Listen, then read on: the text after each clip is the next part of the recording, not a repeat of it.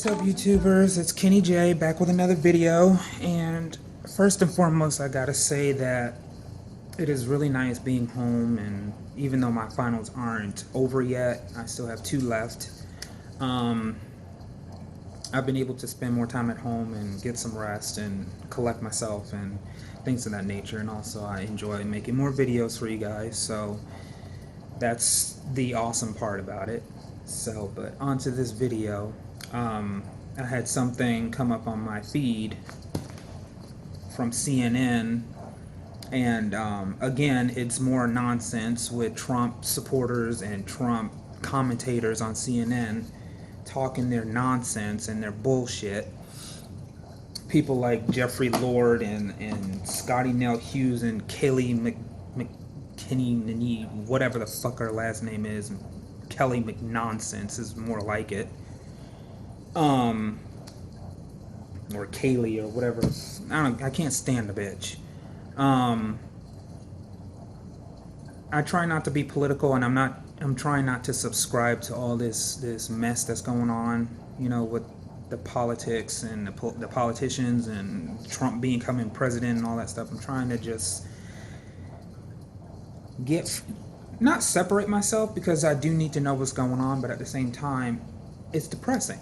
And things like this, I'll show you the clip, and I'll come back with my commentary.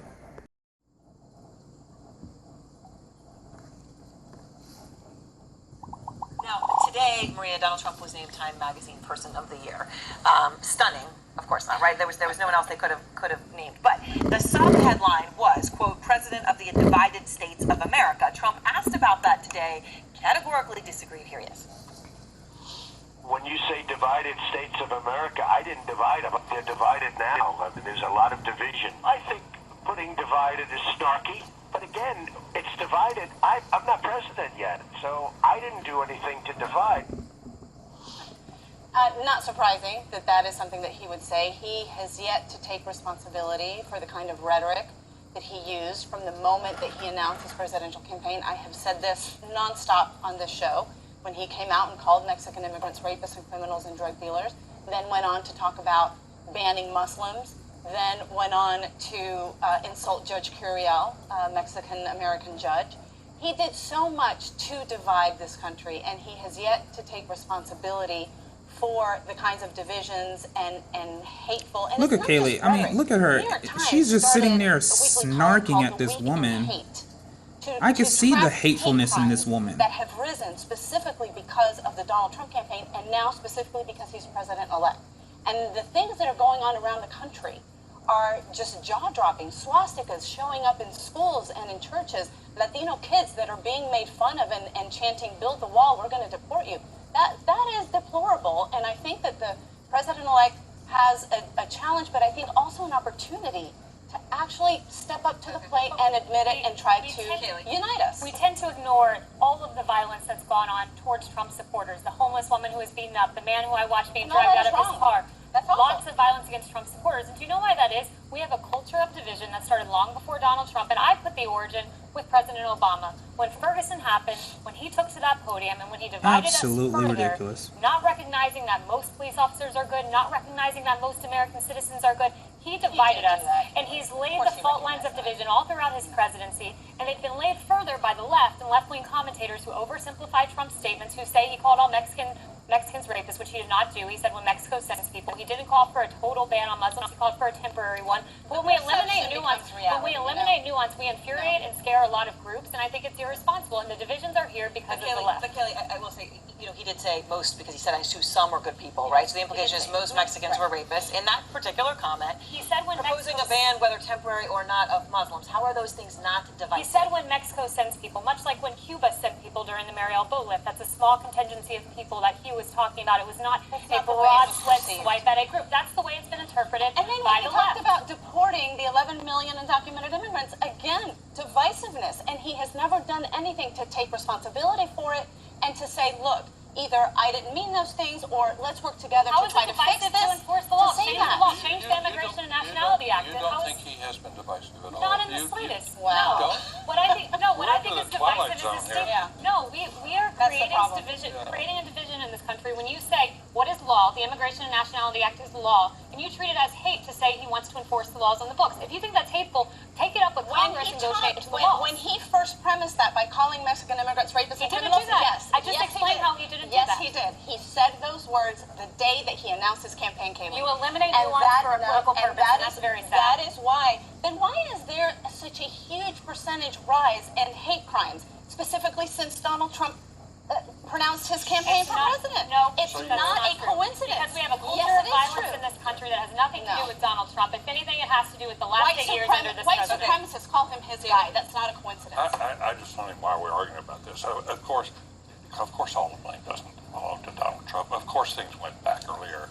But to say that he hasn't, contributed to the divisions in the country, I think it's just sort of like, turning a blind eye and the ideological eye somewhere else. I don't understand how you can possibly believe that. I think who's contributed more to division in this country are the people who have tried to That's a paint different Donald Trump question. as a racist, as a That's not the xenophobe. question. Hillary Clinton devoted endless speeches to that purpose. Hillary Clinton and the left and the oversimplification of his words are what have divided this country, not Donald Trump. All right, we're going to take a pause.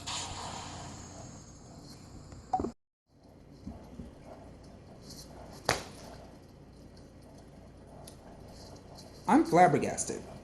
I'm completely flabbergasted. This woman literally sat there and said Donald Trump did not call Mexicans rapists. I'm sorry, in the beginning of his electoral campaign, did he not say Mexicans were rapists, killers, all that other stuff? Not to mention all the other things that he has been saying down the line of his campaign. And they just dismiss it like it's just yesterday's trash. And then wonder why there's so many people rioting and there's so many people out there up in arms and burning the flag and all this other stuff.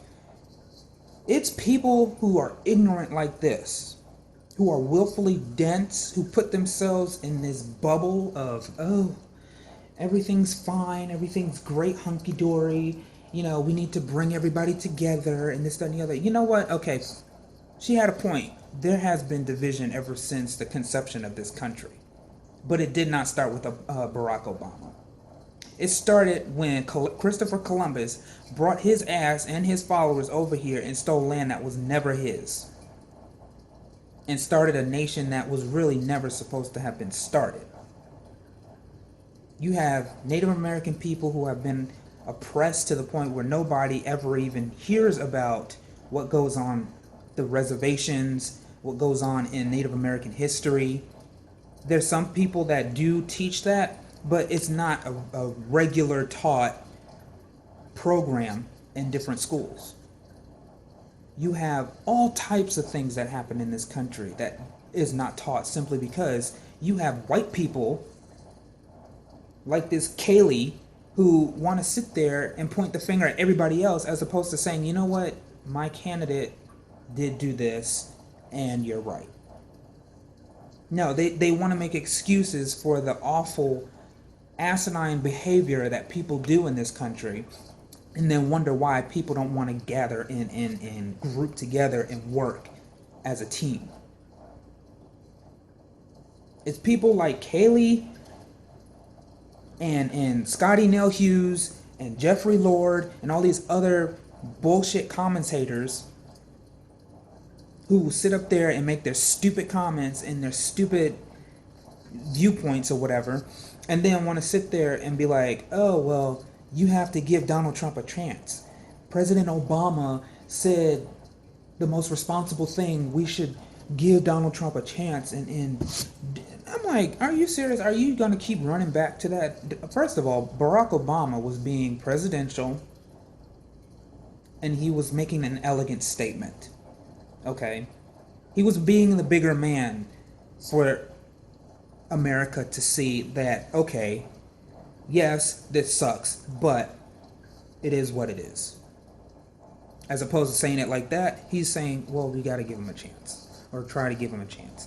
Nobody's trying to give Donald fucking Trump. Are you serious? This man has shown his ass since the 80s. who he really is. And you mean to tell me he's been put in the fucking Oval Office as the leader of this nation?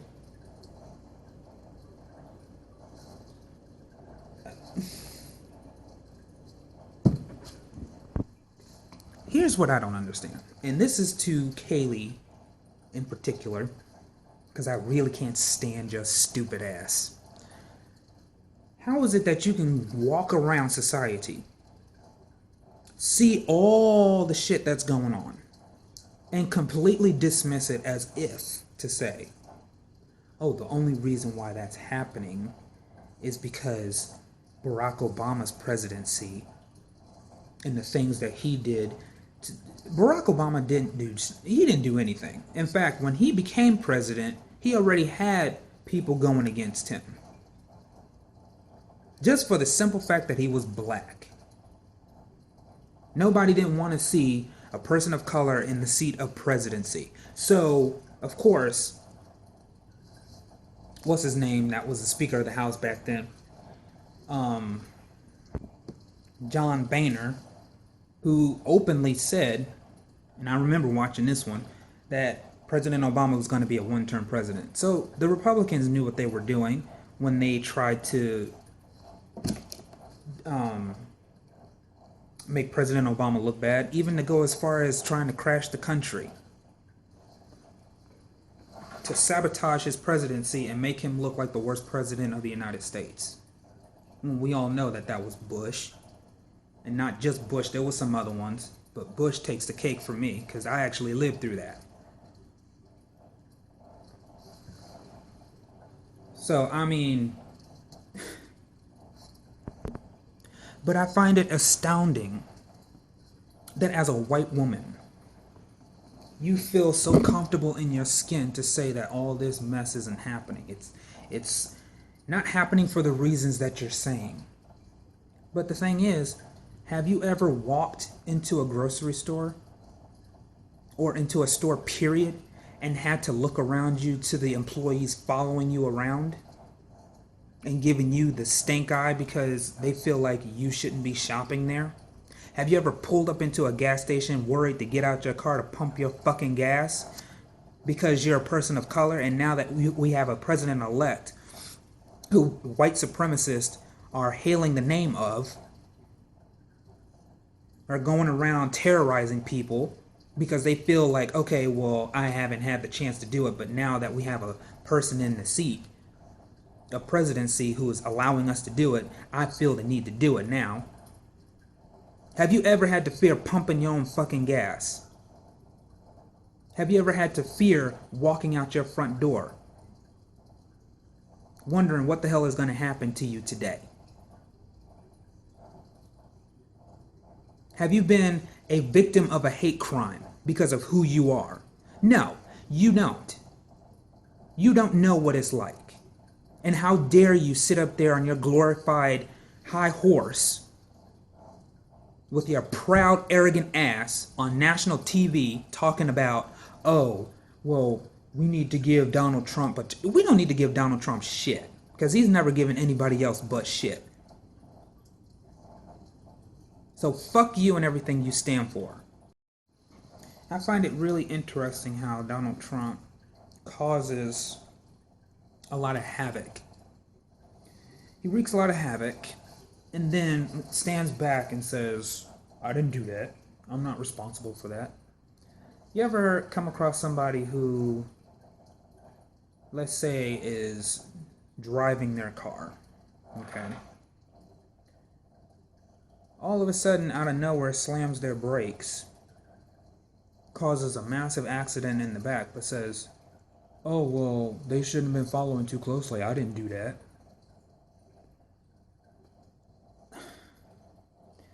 Here's the thing.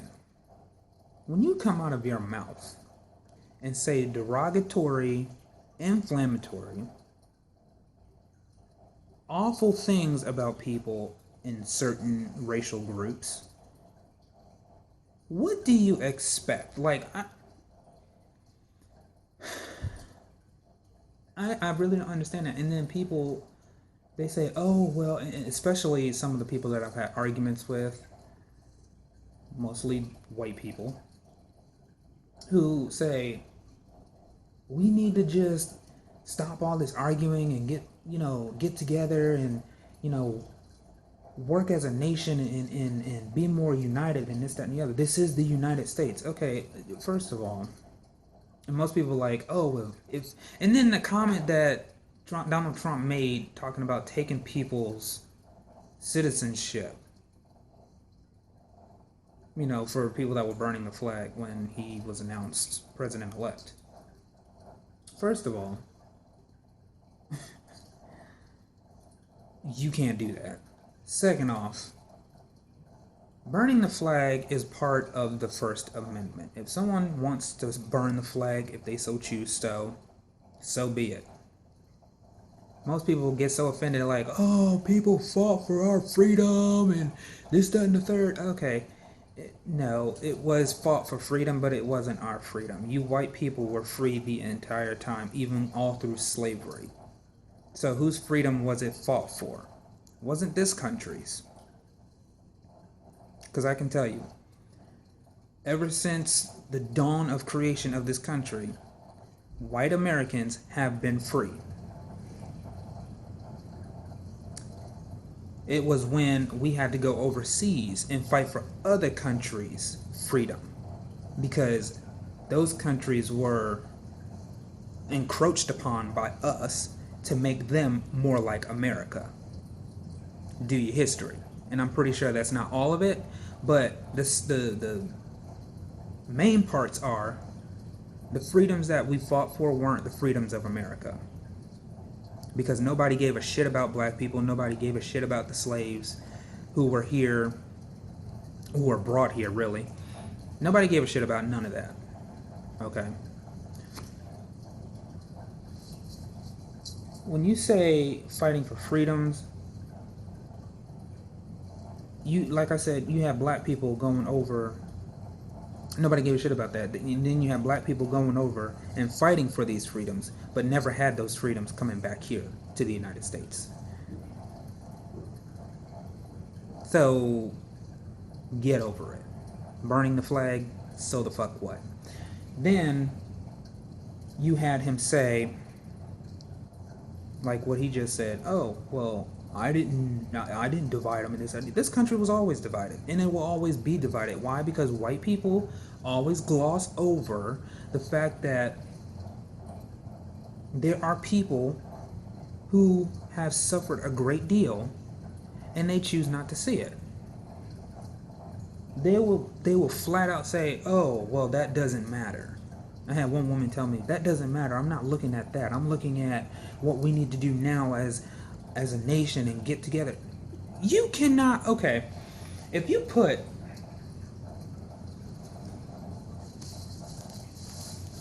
different ethnic groups in a room who have different views, different opinions about each other, they're never going to work together, simply because one is not trying to understand the other.